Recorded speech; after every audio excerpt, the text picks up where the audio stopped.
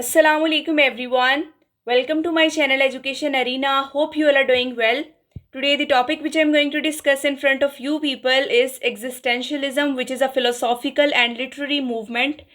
This is included in a subject Introduction to Literature 4, History of Literature 2, course code English 205, which is a part of BS English 4th semester. But आज का lecture start करने से पहले अगर आप लोगों ने अभी तक मेरा चैनल सब्सक्राइब नहीं किया so please do like share and subscribe my channel and press the bell icon for the latest updates. So let's start it.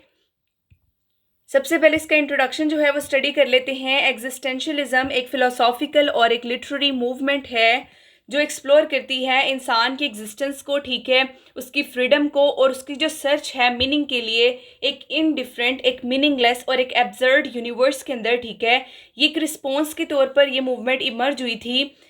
Response किस चीज़ के खिलाफ था? जो कि ट्रेडिशनल बिलीव्स और values in the wake of modernity जिनका collapse हुआ था, ठीक है, स्पेशली जब वर्ल्ड वॉर 2 की वजह से जो है तबाही हुई थी उसके बाद. तो एग्जिस्टेंशलिज्म का बेसिकली फोकस किस पर होता है? इंडिविजुअल एक्सपीरियंस पर, ठीक है, चॉइस पर और रिस्पॉन्सिबिलिटी पर. और इसमें ये आइडिया रिजेक्ट कर दिया जाता है कि मीनिंग जो है वो प्री डिटर्मिन्ड है किसी एक्सटर्नल अथॉरिटी से, जैसे कि रिलीजन है, सोशल नॉर्म्स हैं, ये ऑब्जेक्टिव ट्रूथ है. एग्जिस्टेंशलिज्म की जो मूवमेंट है, कुछ की थिंकर्स थे जिनका इस पर इन्फ्लुएंस हुआ था, ठीक है, जैसे कि सॉरेन कीरकेगार्ड है, ठीक है, फ्रीडरिक नीचा है, मार्टिन हाइडेगर है.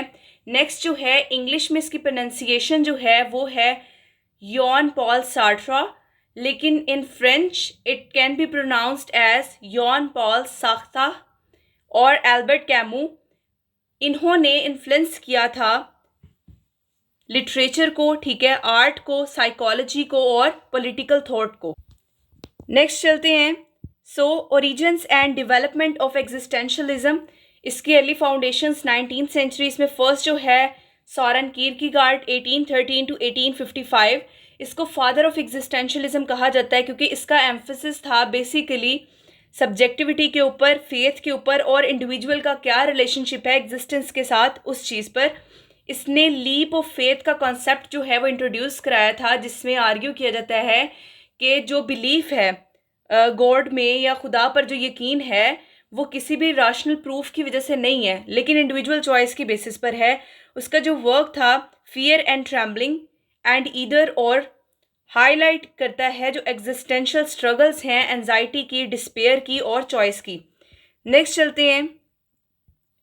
फ्रीडरिक नीचा 1844 to 1900. नीचा ने ये डिक्लेयर किया दैट गॉड इज़ डेड. ये चीज़ सिग्नल करती है कि ट्रेडिशनल जो रिलीजियस वैल्यूज थी उनका एंड हुआ था यहाँ पर. उसने उबरमेंश मीन्स ओवरमैन का आइडिया इंट्रोड्यूस कराया था जो क्रिएट करता है पर्सनल वैल्यूज़ एक ऐसी दुनिया में जिसमें कोई इनहेरेंट मीनिंग है ही नहीं, ठीक है. Next 20th century existentialism. उसमें मार्टिन हाइडेगर है 1889 to 1976. इसकी बुक है बीइंग एंड टाइम. ये एक्सप्लोर करती है बीइंग जो है उसकी नेचर को और डेजियन के कंसेप्ट को, जिसका मतलब है बीइंग देयर, कि किस तरह से ह्यूमंस जो हैं वो इस दुनिया के अंदर एग्जिस्ट कर रहे हैं. उसने ऑथेंटिसिटी का आइडिया जो है वो भी इंट्रोड्यूस कराया था, जहाँ पर इंडिविजुअल्स जो हैं वो अपनी मॉर्टेलिटी को भी जो है फेस करते हैं, ठीक है, और फिर मीनिंगफुली अपनी ज़िंदगी गुजारते हैं. इसने थ्रोनेस को एक्सप्लोर किया, जिसका मतलब ये है कि इंसान जो है ऐसे सर्कमस्टांसेस के अंदर जो है वो पैदा हुआ है, ठीक है, जो वो खुद चूज़ नहीं करते, ठीक है, बल्कि उस चीज़ को नेविगेट करते हैं वो. नेक्स्ट है यॉन पॉल साख्ता 1905 to 1980. सबसे ज़्यादा फेमस एग्जिस्टेंशियल जो है ये राइटर है, ठीक है. इसने बीइंग एंड नथिंगनेस जो है ये लिखा था और प्ले लिखा था नो एग्जिट. और इसने एक फ्रेज इंट्रोड्यूस करवाई थी एग्जिस्टेंस प्रीसीड्स एसेंस, ठीक है. इसने आर्ग्यू किया कि ह्यूमंस जो हैं, ठीक है, कंडेम्ड टू बी फ्री. इसका मतलब ये है कि वो अपनी वैल्यूज़ को क्रिएट कर सकते हैं किसी भी प्री ऑर्डेंड पर्पस के बगैर, ठीक है. बैड फेथ यानी कि सेल्फ डिसेप्शन का कंसेप्ट इंट्रोड्यूस कराया, जहाँ पर लोग जो है वो रिस्पॉन्सिबिलिटी को अवॉइड करते हैं सोसाइटल जो एक्सपेक्टेशंस हैं उनको कंफर्म करते हुए, ठीक है. इसका नॉवल है नोजिया, वो डिपिक्ट करता है जो एग्जिस्टेंशियल डिस्पेयर है, ठीक है, और शो करता है कि जो प्रोटैगनिस्ट है, ठीक है, जो रियलाइज करता है ज़िंदगी की अब्सर्डिटी को। नेक्स्ट चलते हैं, Albert Camus 1913 to 1960, the absurdist connection. Camus जो है ये एसोसिएट इसको किया जाता है एग्जिस्टेंशलिज्म के साथ, ठीक है। इसने प्रेफर किया था जो टर्म है एब्सर्डिज्म, इसने ये आर्ग्यू किया कि ज़िंदगी इनहेरेंटली मीनिंगलेस है, ठीक है, ज़िंदगी का कोई मीनिंग नहीं है और ह्यूमंस जो हैं वो इसी तलाश में रहते हैं कि उनको मीनिंग मिल जाए, ठीक है, इस इनडिफरेंट यूनिवर्स के अंदर, इस मीनिंगलेस यूनिवर्स के अंदर। और इस तरह से इसने एब्सर्ड कंडीशन जो है वो क्रिएट की। उसके जो वर्क्स हैं the stranger and the myth of Sisyphus, ये एक्सप्लोर करते हैं कि किस तरह से जो इंडिविजुअल्स हैं वो रिस्पॉन्ड करते हैं एब्सर्डिटी को थ्रू रिबिलियन और एक्सेप्टेंस। उसका जो कंसेप्ट है रिवोल्ट का, वो सजेस्ट करता है कि ह्यूमंस जो हैं वो एम्ब्रेस करते हैं ज़िंदगी को, ठीक है, यानी कि इनको पता भी है कि इसमें कोई मीनिंग नहीं है, ये मीनिंगलेस है, उसके बावजूद भी ज़िंदगी जो है उसको एम्ब्रेस करते हैं। नेक्स्ट चलते हैं इसके कोर थीम्स की तरफ। फर्स्ट है एग्जिस्टेंस प्रीसीड्स एसेंस, जो साख्ता का फेमस आइडिया, ह्यूमन बींग्स जो हैं वो किसी भी फिक्स्ड एसेंस के साथ या पर्पस के साथ नहीं पैदा हुए, ठीक है, उनको वो अपने आप को डिफाइन करते हैं अपनी चॉइसेस के थ्रू, ठीक है। जैसे कि ऑब्जेक्ट्स हैं नाइफ, जिसका कोई पहले से प्री डिटर्मिन्ड पर्पस है, ठीक है। ह्यूमंस एग्जिस्ट करते हैं पहले और फिर वो अपना मीनिंग खुद क्रिएट करते हैं। नेक्स्ट फ्रीडम एंड रिस्पॉन्सिबिलिटी, जो एग्जिस्टेंशलिस्ट हैं वो एम्फसाइज करते हैं कि ह्यूमंस जो हैं उनके पास रेडिकल फ्रीडम है अपनी ज़िंदगियों को शेप करने का। ये फ्रीडम जो है रिस्पॉन्सिबिलिटी के साथ आता है, क्योंकि लोगों को फिर अपनी जो चॉइसेस वो कर रहे हैं उसके कॉन्सिक्वेंसेस भी फेस करना पड़ते हैं।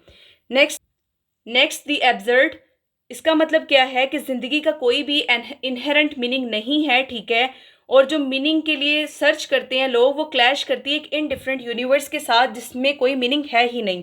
इस तरह से एग्जिस्टेंशियल क्राइसिस होते हैं जहाँ पर इंडिविजुअल जो है उनको चूज़ करना पड़ता है कि क्या वो एब्सर्डिटी को एम्ब्रेस करें या फिर मीनिंग जो है वो तलाश करें। एलियनेशन एंड आइसोलेशन, जो एग्जिस्टेंशियल करेक्टर्स हैं, ठीक है, वो एलियनेटेड फील करते हैं सोसाइटी से और वो लॉनलीनेस के साथ और लैक ऑफ बिलोंगिंग की सेंस के साथ जो है वो स्ट्रगल कर रहे होते हैं। वो रिजेक्ट करते हैं सोशल नॉर्म्स को और क्वेश्चन करते हैं ट्रेडिशनल वैल्यूज़ को, जिससे एग्जिस्टेंशियल डिस्पेयर जो है वो जनरेट होता है। नेक्स्ट चलते हैं authenticity versus bad faith. Authenticity क्या है कि living true to one's own values and belief despite social pressure, यानी कि आप अपने वैल्यूज़ और बिलीफ के अकॉर्डिंगली अपनी लाइफ जो है वो स्पेंड करें, कोई भी आप पर सोसाइटी का प्रेशर ना हो। बैड फेथ क्या है, सेल्फ डिसेप्शन, जहाँ पर इंडिविजुअल्स प्रिटेंड करते हैं कि उनके पास कोई चॉइस नहीं है, वो स्केप कर जाएं अपनी रिस्पॉन्सिबिलिटी से। नेक्स्ट चलते हैं existentialism in literature. Existential idea जो हैं वो इन्फ्लुएंस करते हैं लिटरेरी वर्क्स को और पोर्ट्रे करते हैं करेक्टर्स को जो फेस कर रहे हैं फ्रीडम, डिस्पेयर और एब्सर्ड। मेजर जो एग्जिस्टेंशलिस्ट नॉवेल्स और प्लेज हैं उसमें फ्रांस काफ्का है द मेटामॉर्फोसिस।